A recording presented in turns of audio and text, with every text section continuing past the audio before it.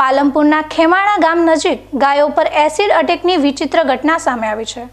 વારંવાર ગાય પર acid attack કરી ગંભીર રીતે ગાયને ઘાયલ કરવામાં આવતા ગોભક્તોમાં રોષની લાગણી વ્યાપી છે।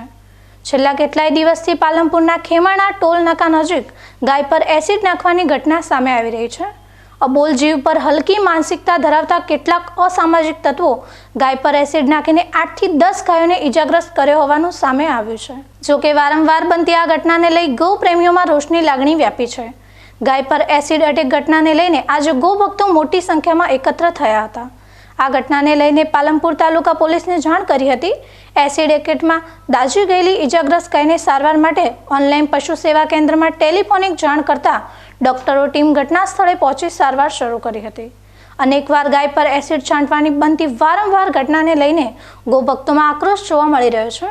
અબોલ પશુ ઉપર નિર્દયી અત્યાચાર કરનાર અજાણ્યા નરાધમોએ સામે કાયદેસરની કાર્યવાહી કરવામાં આવે તેવી માંગ ઉઠી છે। પાલનપુરથી આબુ રોડ જતા ખેમાણા ટોલ નાકા જોડે હાઈવે ઉપરથી જે ખેમાણાના સરપંચ છે એ ગલબાબીનો ફોન આવ્યો હતો કે અત્યારે એક ગાયને એસિડ નાખ્યું છે। એટલે એમને જ્યારે વાત કરી ત્યારે અમને ખબર પડી કે આ 8મો કેસ છે।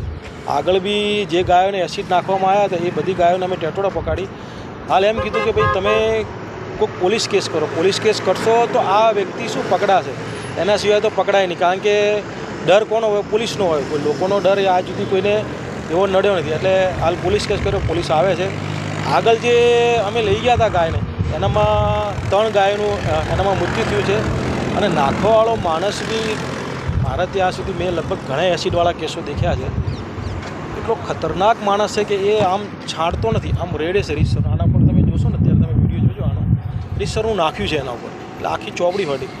અને એનાથી આગળ મહિના 1.5 મહિના પહેલાં જે લઈ ગયા હતા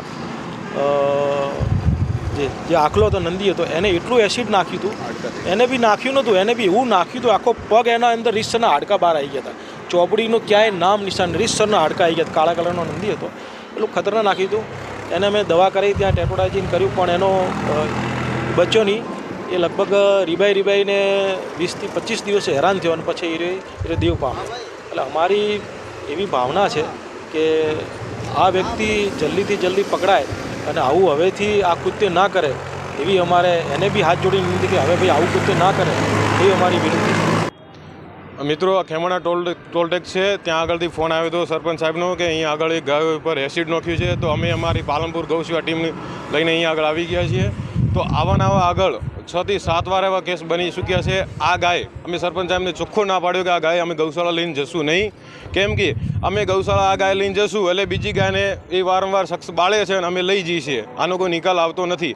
અમે આ બધા ખેમાણા ગામના યુવાનો છે એમને બધાને ભેગા કર્યા છે, સરપંચ સાહેબ હાજર છે, પોલીસને પણ બોલાવી છે કે આ માણસ જલ્દીથી જલ્દી પકડાય અને આ આપણે ગાયનો જે ઉપર એસિડ નાખે છે એનો કંઈ નિકાલ આવે એના માટે અમે બધા ભેગા થઈ ગયા છીએ। અને સરકાર કે પોલીસ પ્રશાસન આને માણસને નહીં પકડે તો અમે આ ટોલ ટેક્સ ઉપર આંદોલન કરશું, રોડ બ્લોક કરશું, કેમ કે એવી ને એવી આગળ 7 ગૌ માતા બાળી નાખી છે, એમાં 2 નંદી મારે તો દેવ થઈ ગયા છે। અને આ ગાય પણ એવી કન્ડિશન એની ખરાબ છે, ત્યાં ટેટોડા ગૌશાળા લઈ અને એની 12 મહિના કે 2 વર્ષ સુધી એની ટ્રીટમેન્ટ ચાલે તો જ એનું ચોપડું નવું આવશે। એટલે આવું જીવલેણ પદાર્થ નાખનાર ઉપર સખ્ત કાર્યવાહી થાય એવી અમારી માંગ છે। જય ગૌ માતા, જય સિયારામ।